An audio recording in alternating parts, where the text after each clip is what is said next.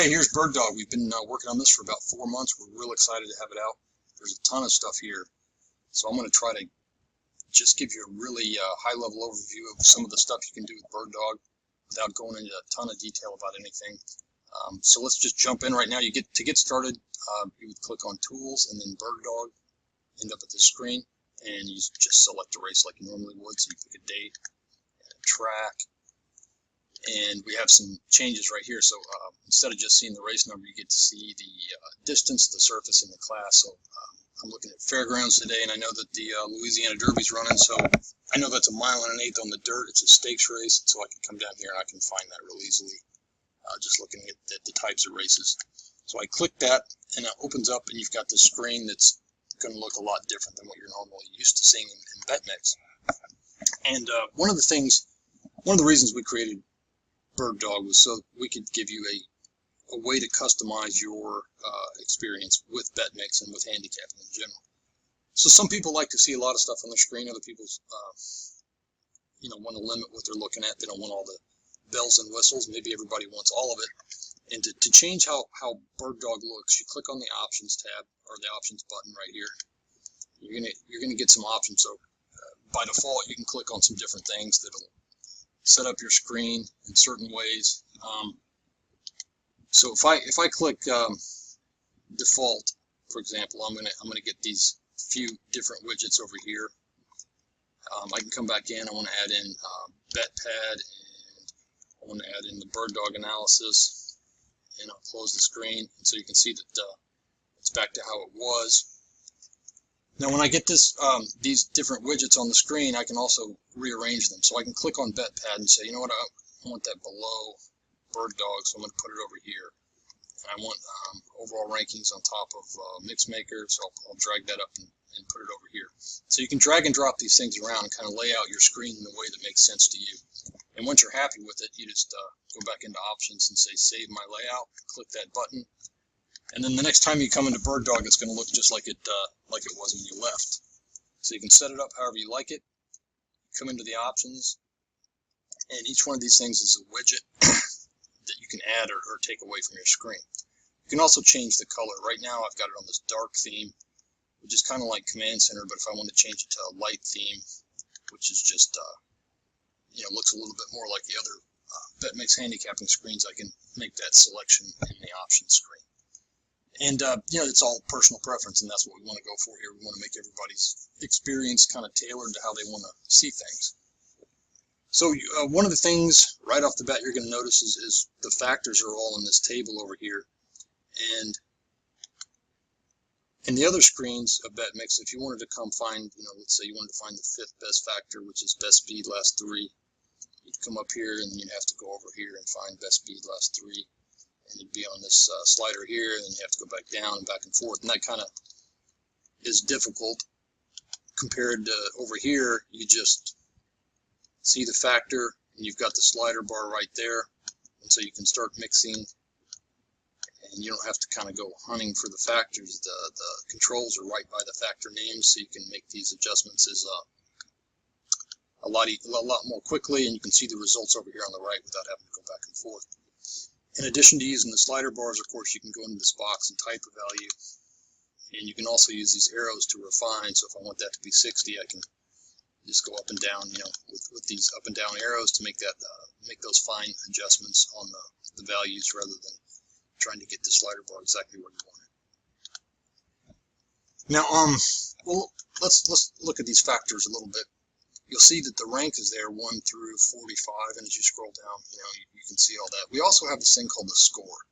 Now that information has always been there, but it's never been visible. And this is the score that determines how good a factor is. And this is a good example here because you can see that this, in the lower the score, the better. So the top ranked score is going to have the lowest score, and the worst score is going to have the highest score. All the way down here at 45, it's got 38,827, and the top ranked score's got a score of 48.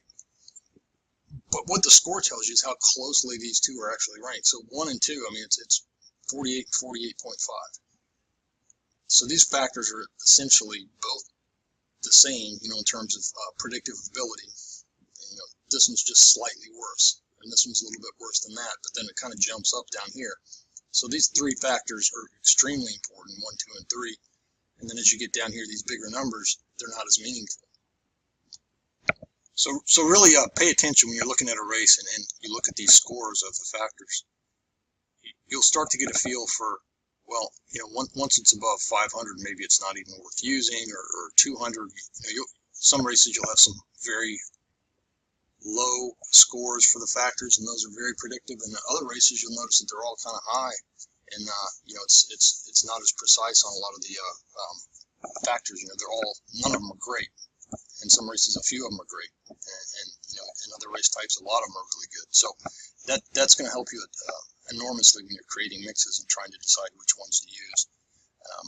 And as you're handicapping, you'll get a real good feel for that after you play with this for a while. So you can scroll over to the right and you get all the information using the scroll bar here. You know, you've got the win percent, place percent, show, accuracy, all that stuff is the same. We've added some new stuff. And if you click on the what is BirdDog, you'll get the help document. You can also go up here to support and click on BirdDog help and get the document there too. But there's a couple of new things like second or above, third or above, and just real briefly, second or above means, so on this factor, average best 2 of last 3, it's got a score of second or above of 78, and that's pretty high, and that means that 78% of the time, one of the top 2 horses, so if you're ranked second or above in this factor, you won 78% of the time. Third or above for that is 89%. And there's more information about these factors in the help document. So all that's kind of new. You've got all the tabs are still there to look at the factors by category instead of just looking at them from top to bottom. And again, all these are sortable. Click on the column headers and you can rank them from top to bottom.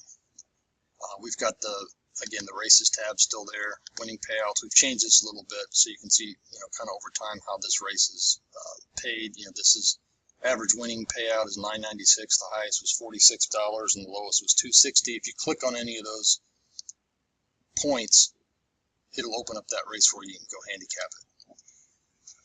Over on the main horse screen, we've kind of created this to look more like a table in Excel so you can sort things, and this makes it real easy to kind of get a better idea of horses and where they're ranked. So you can sort any of the columns. By default, it's, you know, you can go by the post position, the horse name if you'd ever want to alphabetize them for any. I don't know why you want to do that, but it's there. Days since last race, so you can see who started most recently and who's been laid off the longest. Last finish position. These 4 horses are coming out of wins. This horse is coming off an 11th place finish. Lengths. This is new. This tells you how many lengths behind the horse was over in its last 3 races. So when I look at Dazzling Gem, he's got a 0, and that means he's never been any lengths behind. And if I click on Dazzling Gem and open it up, I can see that he's only been in 2 races and he won them both, so he's never finished behind any other horse, so he has a score of 0. If I go down here and look at a horse like Tom's Ready, he's finished, he was 7th, beaten 13 lengths, 2nd, beaten 2 1/4, and then 2nd, beaten 1/4, which gives you a score of 15.5, and you add all that up. It's a good way of kind of gauging the competitiveness of a horse and how they've been performing over the last 3 races. And then you've got the speed last race. So Gunrunner was first with 100, and then, you know, everything else is some percentage of that. If I look at Gunrunner, his actual speed last race was 97. He's got the top speed last race, so he gets the 100, and everything else is some percentage lower than that. So this horse, number 11, had a speed last race of 96, so that's 99% of 97, so you know, very closely ranked. And then as you go down, Uncle Walter had a speed of 48 last race, which is 49.5% of Gunrunner speed. Class difference. This is new, and this is really cool and also very important. And this is a bad example to kind of show you. So let me pick a different race over here. So when we're talking about class in Betmix, we're not just talking about purse. A lot of people say, well, you know, if you came out of a $50,000 claimer and you're dropping into a $40,000 claimer, then you're dropping in class because the previous purse was higher, was more than the current purse value of the race you're running in right now. And in a lot of cases that's true, but what we do is we look at the quality of the horses that were in that previous race. And we have a formula, purse value is part of it, but also we're looking at how fast those horses are in that previous race, how fast they've been recently, how fast they've been in their lifetimes, how much money they've earned recently and in their lifetime. So we try to get a comprehensive look at how good those horses were and compare that to how good the horses are today in this race. And so the key thing to remember with class is that if it's green, this race is easier for this horse than his previous race was. If it's red, this race is going to be tougher for this horse than his previous race was. And the size of that number is an indication of how much easier or tougher this is. So when I sort this from top to bottom, number 4 this is a much easier race for number 4 than his previous race. And this big score of 9.44, this is a much tougher race for this horse than his previous race. So this is and let me back up here and tell you about this. So in the drop downs, you'll get the distance and the surface in the class. And if you want the full race conditions, you just mouse over this little icon right here, and that gives you all the information about the race. So this race right here is a starter optional claimer, purse of $30,000. Now, this class difference is telling us that this horse is coming into this race from a much easier race. So this race is tougher. And if I click on this, I can see that he was coming out of a maiden claimer and probably had a pretty soft field that he was running against, and that's why this number is so big. Coping away, this is an easier race for him, and his last race was an optional claimer of $50,000, optional claimer with a purse of $35,000, and today this is a purse of $30,000. So that had a higher purse value, but probably had a lot tougher horses in that race. So when you look at the class difference, and you can start to forgive a finish position. So this, knowing that this race is going to be a lot easier for him, and he finished 7th last time, is this race easy enough that he can overcome that 7th place finish? And going conversely, looking at this horse, this race is a heck of a lot tougher for him. He did win his last race, but did he win it convincingly enough? He won by 5 lengths.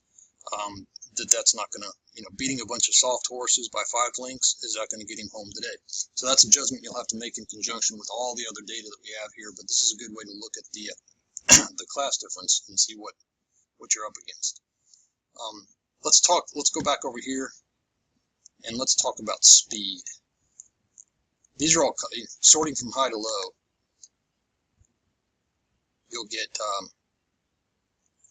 these are all black, except for this one horse right here, Battery, which is gray. And what that means, if the speed number is black, it means that this particular race is within a furlong in distance of the horse's previous race. So today we know we're going 1 mile and 1/8. If I click on Gun Runner, I see that his last race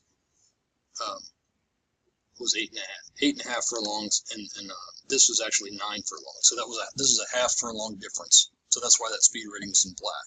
If it's green, it means it's exactly the same distance and exactly the same surface as the last race. So if I click on Battery, I see that it did run 9 furlongs last time on the dirt. So this kind of gives you a way to gauge those speed figures. I'll flip back over here. In this dark color theme, instead of them being black, they're in yellow, just because they wouldn't show up here in black. So these horses are with the red speed figures. That means one of two things. Either this race is more than a furlong different than the last race, or it's on a different surface. So if you see the speed figures in red, Alex the Dude, and I open that up, he ran 6 furlongs on the dirt. This race is 1 mile on the turf, so it's completely different in terms of distance and surface. So that gives you an indication. The speed figure is not real meaningful when you're comparing this race to the last race. So the colors here are either going to be green, red, or black. And if you're looking at this, if you're using this black color theme, and I'll switch this and show you the difference. Go to light here. Those that were yellow become black. So in this race, none of the speed figures are green, which means that no horse in this race ran exactly 1 mile on the turf last time. These horses that are black were all on the turf, but they weren't within a furlong difference in distance. So that's something to keep in mind on the speed figures. It's just a quick way to kind of judge how good or how similar the last race was to this race. And so when you're looking at this race, this is, when we go back and talk about the class, this is the Louisiana Derby, which is, obviously a big prep race and a well-known stakes race. So this is a tough race. All these horses, none of them ran in a tougher race last time, or an easier race, I'm sorry. So this is all, this race is tougher, is harder than every race that they ran in last time. And so the easiest in terms of class was Greenpoint Crusader, who was coming out of the Holy Bull. And this is, all of these horses have a 2.08, which lets you know that they were all probably coming out of the same race, and they were all coming out of the Risen Star. So in terms of class, based on statistics, we're saying that the Holy Bull was tougher than the Risen Star in terms of the quality of horses. And then all the way down here at the bottom, this race for Battery was coming out of an optional claimer. So this is a much tougher field for Battery than what he faced last time out. And it doesn't mean that he can't win today or do well. It's just you got to take that into consideration. He's coming out of an optional claimer, and these other horses here were coming out of stakes races. So, sorting by that, you get this kind of evaluation of class. So let's talk about the score. The score is based on your finish or your ranked position within each factor. So every factor that's checked up here is going to make up this score. And there's a difference between the score and the mix. So let's uncheck everything. And now we have a score of 0 everywhere. I'll sort by, I'll clear out my mix, and I'm going to create a mix of just speed last race. So I just turned that on, and I'm ranking the horses by speed last race. And you can see that these values in the mix column are going to match exactly what these speed last race values are, because we're looking at one factor. And you can see these horses are at the top are all really closely ranked. So the top horse here, Gun Runner, speed last race, 97. Number 11, speed last race, 96. So since Gun Runner had the highest speed last race, he gets a score of 100, and 11 was a 96, so that's 99% of 100. And down here at the bottom, Uncle Walter had a speed last race of 48, and that was 49.5% of Gun Runner's score of 97. Now that's interesting. Go back and look at Uncle Walter. And say, that was terrible. That was a slow race.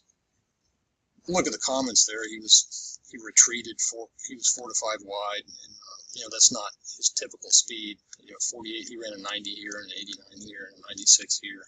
And, ran third to Mo Tom, and Tom's ready. And so when you see something abnormally low, you might want to look a little bit further and see if you can forgive that race. But anyway, back to the score.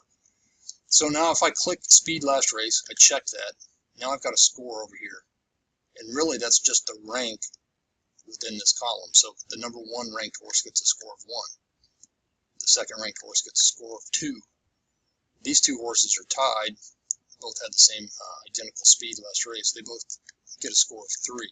And so on, all the way down to the slowest, which is 11.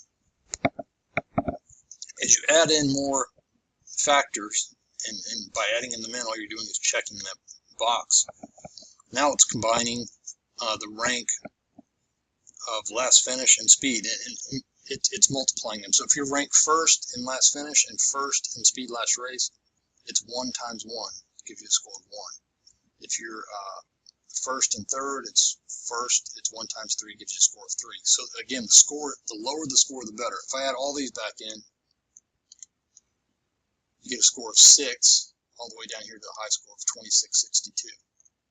So the higher you are ranked, 1 times 1 times 1 times 1 would give you a score of 1. So this horse had to be something like 1 times 1 times 2 times 3 for a score of 6, or 1 times 1 times 1 times 6. Basically saying he's ranked near the top and everything, so he gets a very low score. This one's ranked near the bottom and everything, it's a very high score. You can add more factors to this table, and we'll go back over here to the plus button. So let's say I want to, all right, win percent is the best factor for this race. So I'm going to add that. All I have to do to add it is click the plus button. Now you see the win percentage is added over here. I can sort that and do whatever I want with that column. And so now that it's sorted, it's added in here, I can see that that becomes part of the score. If I uncheck it, it's no longer part of the score. It's still there. Check it again, it's back in the score. So I can add as many of these as I want. Just click the plus buttons over here, and they're all added, become part of the score. I can sort by them, do whatever I want, and uncheck them over here. So when I add them all back in, you can see that the scores get a lot higher because we're looking at a lot of factors, and that's going to produce a bigger score. So now we're looking at the ranks within 1, 2, 3, 4, 5, 6, 7, 8 different factors. And so again, Gun Runner's got the lowest overall, or the best rankings within those factors, so he has the lowest score. And then Tom's Ready now has got a really big number down here. And you're going to get some really big numbers. When you add 15, 20 factors and you've got a big field, you're looking at producing a pretty high number. So that's the scoring method. So there's in BirdDog, there's 3 different ways to score horses or to rank horses. Of course, you've got your mix. That's always, the quick handicapping buttons are up here, and these are all mixes. So, clicking on those, you get all these mixes. You can use any of your saved mixes down here, whatever you wanted to add, just grabbing stuff. And so the last, when you select a mix, you'll see it over here. And again, mix scores, the higher the better, the score column, the lower the better. So you can kind of compare things across a mix versus rankings. And so, this looks to be about the same. Gun Runner's ranked on top, Gun Runner's ranked on top. So it's different ways of looking at stuff. And the third way to look at stuff is BirdDog analysis. And we're just going to touch this, really get into this stuff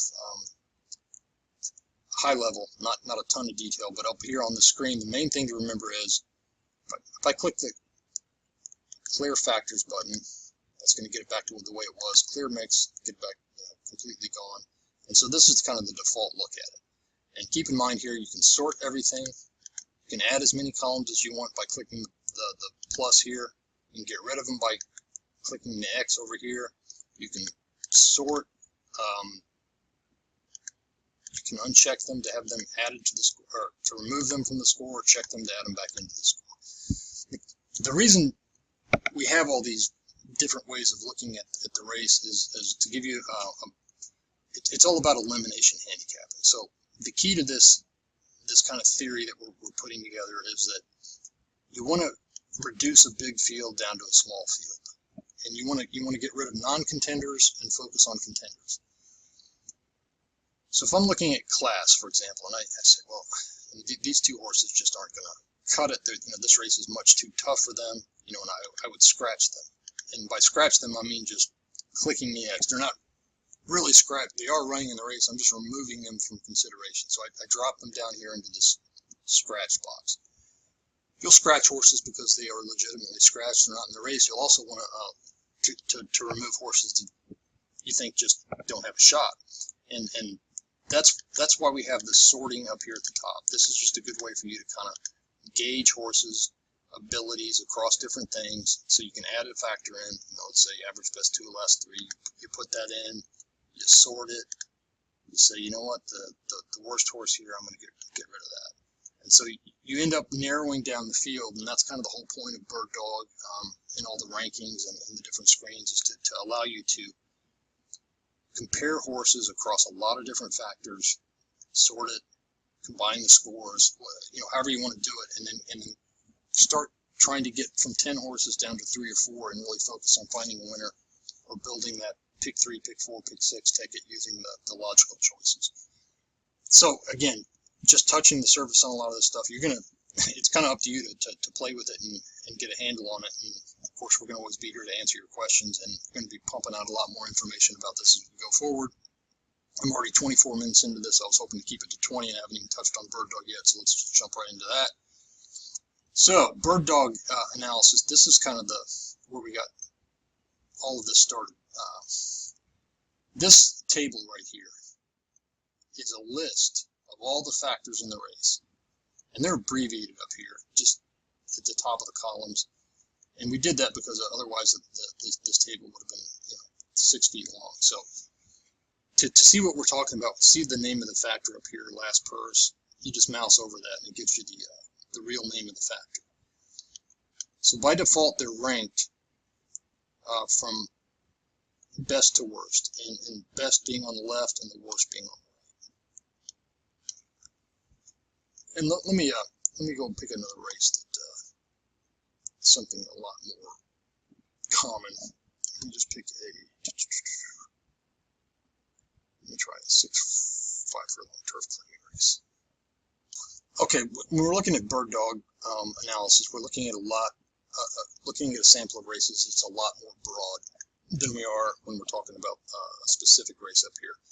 And this, when we're talking about 1 mile dirt claiming races at Gulfstream, all of these factor statistics are based on exactly those types of races. When I click this race tab, I know that every one of these races was a 1 mile dirt claiming race at Gulfstream Park. When I go down here, it's broadened. It's saying not just 1 mile dirt at Gulfstream Park, it's 1 mile dirt, and it could be a claiming race or an allowance race. It's just not a maiden race.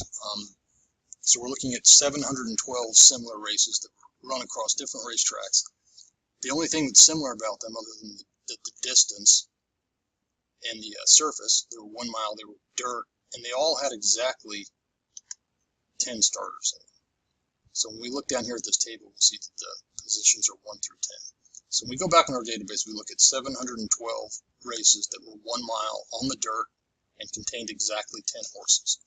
And then we want to know by factor. So if you're looking at last finished position, and you were ranked first in last finished position, go up here, we sort that. So these 3 horses, even though they finished third, and third, they're all ranked first in last finished positions. You see that they're all ranked number 1 because they have the best last finished position. So if you're looking at this type of race with exactly 10 horses, how often does a horse that's ranked first in last finished position win that kind of a race? And here's the answer: 28.9%. So almost 29% of the time, if you're ranked first in last finished position, you're going to win a 1 mile dirt race with 10 horses in it. If you're ranked second, it's 11.2. If you're ranked third, it's 13.1, and so on. And so you'll see in a lot of cases, in most cases, this goes from high to low. And then you'll also notice some little anomalies down here. Like being ranked 4th, you win 9.8, but being ranked 5th, you win 10%. And there's reasons for that, and we'll get into that in some other documents. But you start thinking about, well, a horse that ran second last time versus a horse that ran third, which is better. Each factor here, so if you look at speed last race, so this horse, Valid Concept, is ranked first in speed last race. Just considering that, how statistically likely is it that the horse that's ranked first in speed last race is going to win this kind of a race? You see that it's 27% of the time. If you look at something like Jockey Current Meet, well, if you're ranked first in Jockey Current Meet, you have a 21.5% chance of winning the race based on these 712 similar races. If you're ranked last in that, if you've got the worst jockey in the race, how often do you win it? Very low, 3.4% of the time. So this kind of information in this table is super powerful for handicapping and for helping you pick out contenders and non-contenders. And it's color coded. If you're above, if a factor being ranked first in a factor or second in a factor is 25% or more, you'll see it in dark green. If it's 20% or more, it's in light green. If it's below 10%, it's in red, and anything between 10 and 20 is in yellow. So as you scroll across here, you'll see the worst factor is days since last race. And that's an interesting thing. That's not a very predictive on who's going to win and who's not going to win. But when you look at this, you can see that days since last race, let me sort it up here. These 3 horses ran 6 days ago, 7 days ago, 7 days ago. And coming back that quickly, you get 2.1% winners. So kind of the sweet spot is down here in the middle. So in some of these things, you know, the being ranked first is not the best. Sometimes it's being ranked in the middle. And as you go over here to the top again, you'll see that you know, you have the higher ranked, or the higher winning percentages at the top. And according to this, you know, last finish position, speed last race, and trainer current meet are the most predictive things for this race type with 10 horses running a mile on dirt. So using that same kind of checkbox concept as we have up here, if you come down here and you say, you know what, all right, just rank the horses based on these three things. I like these three columns. So I've got last finish position, speed last race, and trainer current meet. And so when I just click those three, BirdDog has ranked the horses based on these statistical percentages. So it's saying, oh, number 2 ranked highly in all of these things, so overall he's the best horse. And number 1 is at the bottom, so he's got a very low score down here. And so this is computed, and this is the third scoring method. You've got your mixes over here, your mixes, you got your score column over here, and that's computed by everything you check over here, and everything you add, and combine that all, or multiply all that out, and you get your score column. And then the BirdDog ranks is the final method, and what it's doing is it's saying, you know, it'll take number 2, and it'll say, well, it's ranked first here, and that's 28.9%. Maybe it was ranked second here, and that's, you know, 11.7. Anyway, it averages all those percentages out, and says, all right, 2's the best, and everything else is some percentage worse than that. And we've done some stuff up here to make this a little bit easier for you. So you can click on top 5, for example, and now it's going to go grab the top 5 factors and rank the horses that way. Or you can click the top 10, and it's going to grab the top 10 factors here. It's going to automatically check those for you and rank the horses based on using the top 10. You can say, give me just the ones that are 25% or better. If I click that, then obviously it's only going to have these 3 horses, or these 3 factors checked, and rank the horses that way. Or if I want all of them that are 20% or better, I click that, and now it's clicked all of those for me, and I'm looking at them this way. And now the 5's on top. I can clear it all, click select none. Now I'm looking at none again. I can select all of the factors, look at it that way. There's also this thing called blend, and that, you know, you'll notice these categories again. The blend is taking the best speed factor, the best pace factor, the best earnings factor, etc., and ranking the horses that way. So these are the BirdDog stats, and the BirdDog stats again are pretty broad. You know, it's not similar in the sense that we're not looking at just 1 mile dirt claiming races at Gulfstream. We're looking at 1 mile dirt races with exactly 10 horses across a bunch of different tracks over a couple of years to get a big number of to get a bigger sample. If you wanted to use the more specific factors for this race type, you'd use these factor stats buttons. So now it's going to say, you know what, give me the 5 best factors for 1 mile dirt claiming races at Gulfstream. If I click that, it's going to select them, and you can see that it's got the first 4. You know, it's leaving out trainer current meet because that's not one of the best factors for this specific race at Gulfstream Park. If I click the top 10, you know, you can see it's grabbed these, and then it's gone down here to best lifetime speed. So it's focusing on these factors instead of these ranked factors down here. So you got that same concept, but you're just using these rankings of the factors as opposed to in BirdDog using these. So this this is where things get real interesting when you start using BirdDog analysis and you start talking about eliminating horses. And you come over here and you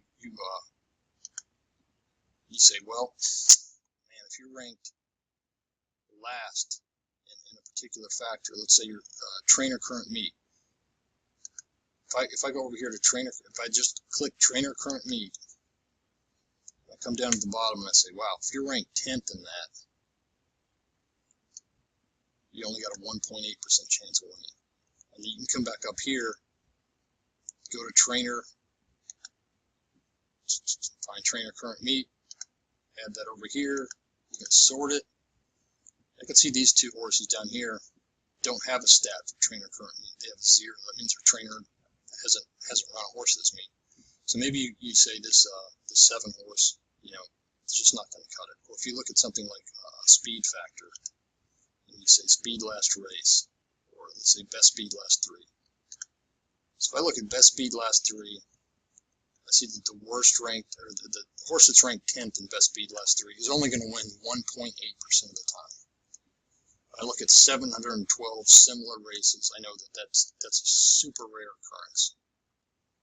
So again, that's best speed last 3. If I come over here, go to the speed factors, go to best speed last 3, and add it, sort it. This horse 7, you know what, I'm just going to say he's not going to win. You know, I got to start cutting out horses. So this is kind of the concept you want to do. You want to look at horses here and say, yeah, it's just not going to happen. Or you can look at best lifetime speed, and you can see that you've got the top 5 positions. When you add that up, you're looking at 20, 30, 40, 50, 65, 70% of all of these kind of races are won by horses ranked within the top 5 of the best lifetime speed. And if you're down here at the bottom, it's just not going to happen. It's statistically rare that it happens. So when you look at the bottom ones, you know, 4% chance, 5% chance. You know, keep in mind, because something has a 5% chance doesn't mean it never happens. It means it happens 1 out of every 20 times. So it's just the kind of thing that's going to help you eliminate non-contenders from contenders and really focus on the right kind of horses. So this, when you use these 3 things together, your mix, your score, and your BirdDog, you start to find a lot of interesting ways to rank horses and come up with some really good stuff. I've been playing with this now for about off and on for 3-4 weeks as we've added stuff in, and it's just been super insightful. And I'm pretty sure you're going to end up feeling that way. I know that there's a learning curve here. For some of you, it's not going to be as easy as others. Some of you are going to say, "Oh, this is just too much information," and we understand that. And you know, nothing is changing with any of the other tools that we have in Betmix. If this is something that's too complicated for you, or you're just not ready to jump into, you don't have to. You've still got all your other tools, and Betmix will still operate the same as it has before. For new people that are coming into this right off the bat, you know, you can clear out a lot of this stuff and not even look at it on the screen. And we're going to be adding a lot of widgets here for new users and beginners, and we're going to kind of give create some views within BirdDog that would be tailored towards new users and people that are not as experienced in handicapping or don't want to dig into all this data. So this is going to be a platform that will allow us to give everybody the best experience, whether you're like a statistics geek or a handicapping geek, or you just, hey, give me the picks, give me some really good picks. We're going to have those kind of options available within BirdDog. So keep in mind, all that stuff's customized. You've got your horse screen over here, sort everything, add factors by clicking the plus, get rid of them by going over here and clicking the X button. You can add your mixes. You can create mixes. Everything that was on the previous screens is here. You can go to the race profile report. You can download the PPs. Come over here and change what shows up. Change your layout. Don't forget you can drag and drop stuff around. We've got some neat stuff in BetPad. We're still working on a lot of options there. But one thing we've done is let me sort this by score again. We've added like a quick kind of this house blend button, which goes and grabs the overall rankings, the score, which is up here, and then applies the top 10 mix. And it gives you, just right off the bat, gives you this house blend, which is these 3 ways of ranking the horses, and it comes up with a 2, 6, 4, 8, and then, we're going to have a widget here that's going to grab all the different ranking methods and plop them on the screen for you so you can see, if you don't want to go through all this on your own, kind of get a good overall. And this is, the house blend is kind of a really statistically sound way of ranking horses. And, I've been telling people if you don't want to do anything at all handicapping wise and you want an excellent way of handicapping a race, just open up BetPad and click on house blend. And if that's all you ever wanted to see, let me show you. You would just go through here. We could uncheck everything. I don't know that anybody would really want to do this, but and that's how your screen would look. You pick a different race. Oops. And go in, and that's all you'd see on the screen there. So, whatever widget you want, if you just want to look at one widget, you can just select that in the options. All right, so that's, this has gone on for 40 minutes. I'd hope to keep it at 20. Sorry about that. Like I said, I could go on for another 2 or 3 hours with this, and I think we're going to probably have some like GoToMeeting or online discussions about this in the coming weeks, so everybody can kind of jump in and ask questions, and we'll try to answer them as best we can. In the meantime, as you start playing with this and have ideas or questions or things you want added or a widget you'd like to see, just let us know. This is the platform that's going to allow us to do that, and so we'll make it as tailored to your needs as we possibly can. And we've got a whole lot more data now to work with BirdDog stuff, and this is going to be really, really helpful to a lot of people. So have fun with this, and remember, there's a help document up here. What is BirdDog and the support? And sorry about the lengthy video, but hope you have fun with it. Good luck. Thanks.